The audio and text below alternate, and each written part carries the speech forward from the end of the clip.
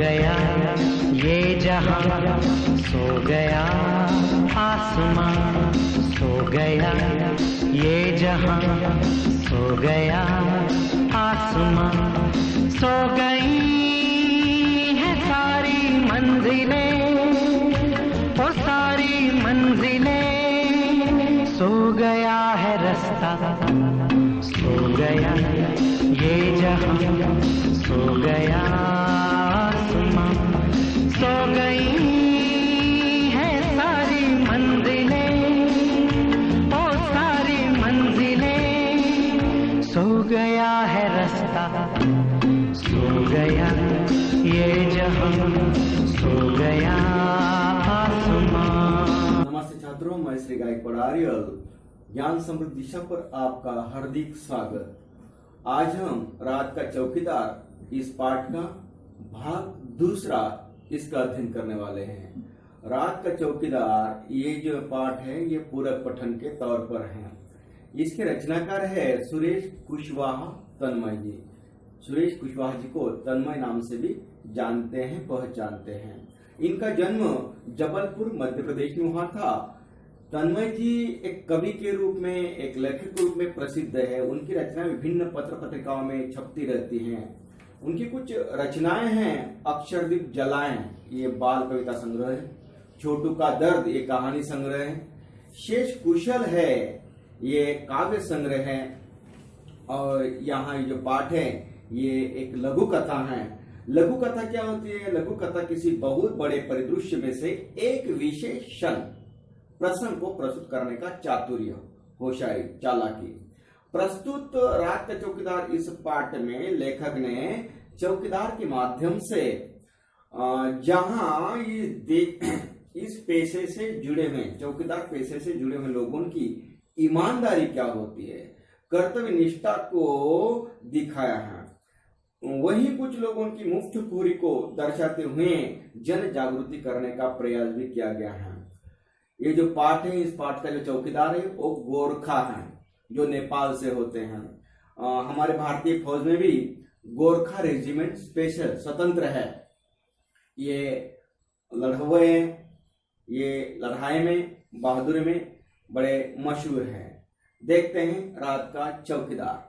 इस पाठ के पहले मैंने आपको एक छोटी जो शॉर्ट फिल्म होती है वो भाग पहले में बताई थी। उस भाग शॉर्ट फिल्म में से आप जान गए होंगे, समझ गए होंगे कि चौकीदार जी जान से जान पर खेलकर अपने मालिक के बंगले की और मालिक के लोगों की रक्षा करता है। लेकिन तो भी लोगों की उनके बारे में सोचने का जो एक सोच होती है या ढंग होता है वो एक संदेहपूर्ण होता है। लेकिन उस शॉर्ट फिल्म के माध्यम से आप समझ गए होंगे चौकीदार ईमानदारी से ही काम करते हैं। देखते हैं रात का चौकीदार, जो पूरक पठन है। दिसंबर जनवरी की हाड़ कपाटी ठंड हो, मतलब ठंडी के दिनों में, जाड़ के दिनों में जो भी जितनी भी ठंडी हो ओ, या झमाझम बरसती वर्षा, झमाझम का मतलब चमक के साथ, बिजलियों के चमक के साथ, या उमस भरी गर्मी की रातें। उमस भरी का मतलब उष्णता से परिपूर्ण, या बरसात की जो गर्मी होती है वो।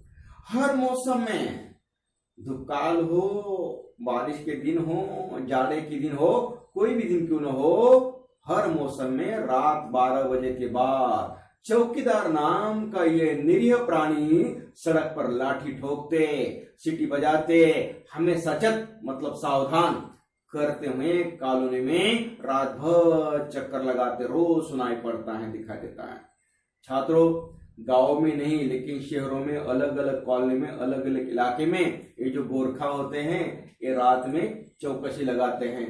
रात में घूमते फिरते, सीटी बजाते, लाठी बजाते और हमें सचेत करते हैं। उसकी वजह से हम सचेत होते हैं, चोरियां होती नहीं। अगर कहीं चोर है भी छुपे हुए बैठे हुए, इनकी आवाज से वो भाग जाते, हम चोरी से बच जाते हैं।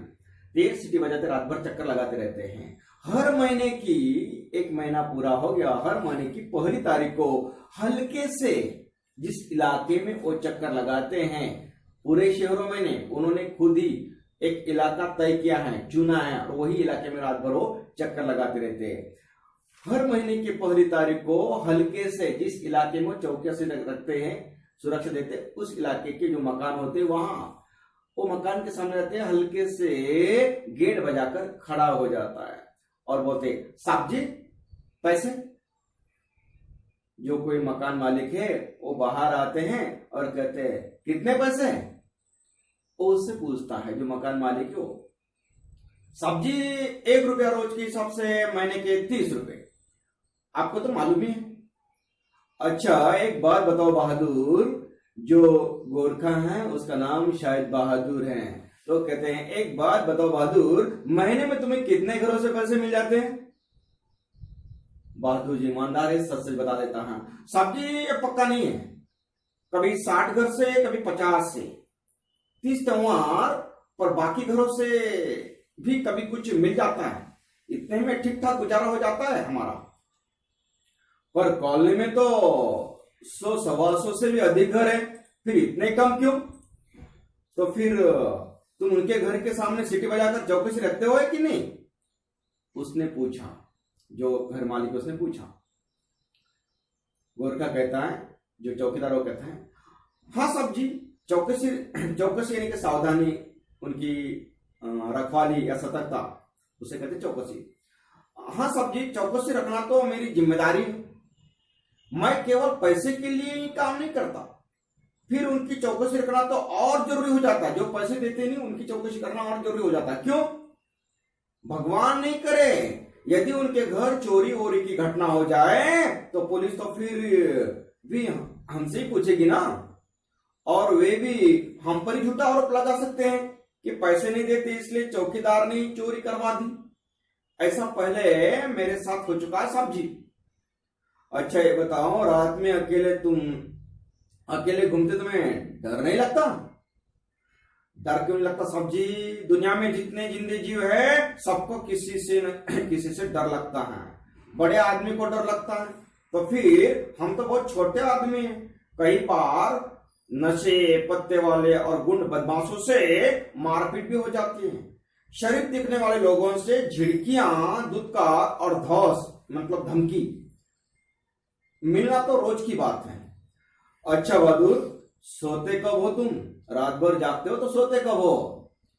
वो फिर प्रश्न करते हैं मकान मालिक कि कब सोते हो?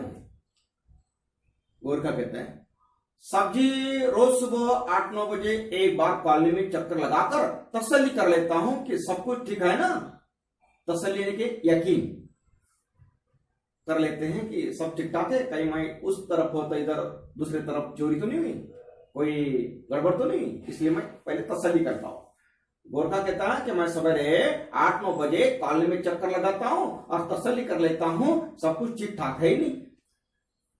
फिर कल की नींद, जो कल रात जगा था ना, रात में वो जो अधूरी नींद है वो, और आज रात में फिर जागने के लिए आराम से अपनी पूरी करता हूं।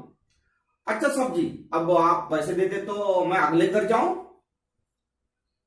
ओ मालिक कहते, अरे भाई अभी तुमने कहा कि जो पैसे नहीं देते उनका ध्यान तुम्हें ज्यादा रखना पड़ता है, तो अब से मेरे घर की चौकसी भी तुम्हें बिना पैसों की करनी होगी, समझे? जैसी आपकी इच्छा साहब जी। और चौकीदार अगले घर की ओर बढ़ गया। मैं मतलब जो घर मालिक है वो मैं सोचता हूं कि बिना किसी ऊपर दबाव अथवा नियंत्रण के एकाएकी रूप से इतनी ईमानदारी से अपना कर्तव्य निभाने वाला, हमारी सुरक्षा की चिंता करने वाला, निष्कपट भाव से करने वाला ये रात का रखवाला स्वयं खुद कितना असुरक्षित और अकेला है।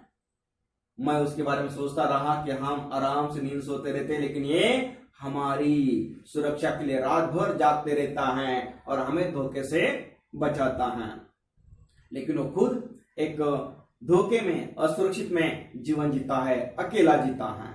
मैं रात भर उहा पोह में रहा, मतलब उहा पोह का मतलब उधेड़ बुन, मतलब पूरी नींद आई नहीं, ठीक से नींद भी नहीं आई।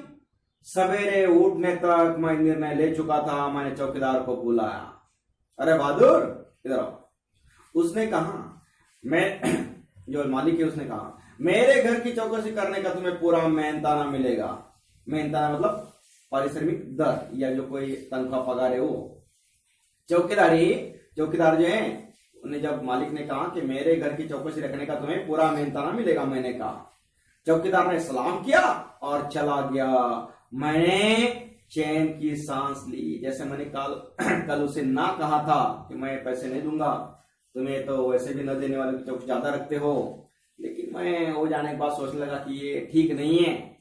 वो ईमानदारी से काम करता है और गरीबों के साथ हमने ऐसा व्यवहार करना ठीक नहीं है, इसलिए मैंने दूसरे दिन उसे बुला लिया, उसके पैसे दिए और कहा कि हर महीने तुम्हें तुम्हारा मेहनताना मिलता जाएगा। जब मैंने उसे पैसे दिए तो मैं आश्वस्त हो गया, मैंने चैन की सांस ली और उसके प्रति श्रद्धा बढ़ गई। मतलब उसने कोई उल्टा सीधा कहने का प्रयास नहीं किया, बस कहा ठीक है, साथ देते होंगे तो ठीक है, नहीं देते होंगे तो ठीक है। बस ये निरीह प्राणी हमारे बारे में कितना सोचता है, हमारा कितना ख्याल रखता है, ये चौकीदार के बारे में यहाँ बताया है। छात्रों, यहाँ पर पाठ समाप्त होता है। आप इस वीडियो को बार बार देखिए, आपने जो 9वीं कक्षा के मित्र होंगे उन्हें भेजें, और ये चैनल अगर आपने सब्सक्राइब नहीं किया हो तो आप इस चैनल को सब्सक्राइब करें। धन्यवाद।